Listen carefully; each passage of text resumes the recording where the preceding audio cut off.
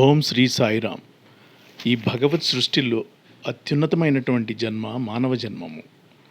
మానవ మేధస్సు అపారమైనది, అద్వితీయమైనది. ఎంతో పుణ్యం చేసుకుంటే కానీ దక్కేది కాదు మానవ జన్మ. ప్రతి మనిషిలోనూ మంచి చెడు రెండు గుణాలు ఉంటాయి. దేవుడు మనకి ఇచ్ఛాశక్తిని ఇచ్చాడు. మనం ఎటువైపు కావాలంటే అటువైపు వెళ్ళొచ్చు. ఇది మన చేతిలో పని. స్వార్థ చింతన, దుర్జన సాంగత్యం, దురాశ లాంటివి మనిషిని రాక్షసుని చేస్తాయి.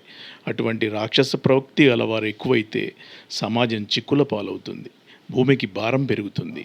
అటువంటి సమయాల్లోనే రాక్షస ప్రవృత్తిని రూపుమాపటం కోసం, విశ్వమానవ కళ్యాణం కోసం భగవంతుడు మానవ రూపంలో అవతరిస్తాడు. ఆ క్రమంలో జరిగిందే శ్రీ సత్యసాయిబాబా వారి అవతారం.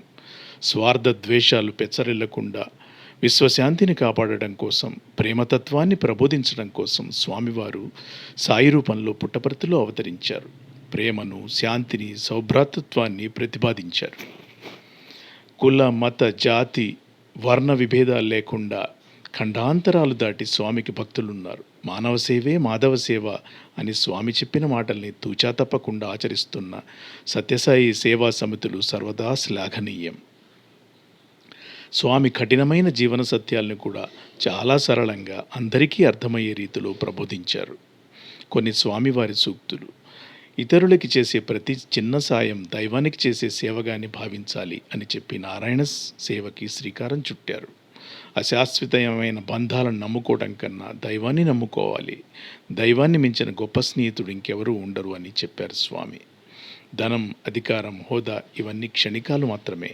ఇవాళ ఉంటాయి, రేపు పోతాయి. నిత్యము శాశ్వతము అయిన దైవాన్ని సదా నమ్మండి, దైవానుగ్రహాన్ని పొందండి అని చెప్పారు స్వామి. అందరూ డబ్బు కావాలని, హోదా కావాలని, సంఘంలో గొప్పవారిగా పరిగణించబడాలని కోరుకుంటారే కానీ మంచివాడిగా ఉండాలని మాత్రం కోరుకోరు. కానీ గొప్పవాడిగా ఉండే కంటే మంచివాడిగా ఉండటమే ముఖ్యం అంటారు స్వామి. ఒట్టి భక్తి కాదు నాకు కావాల్సింది, క్రియాశీలకమైన భక్తి. అంటే మానవాళికి మేలు చేసేటువంటి కార్యక్రమాలు నేను ఇష్టపడతాను అని చెప్పారు స్వామి.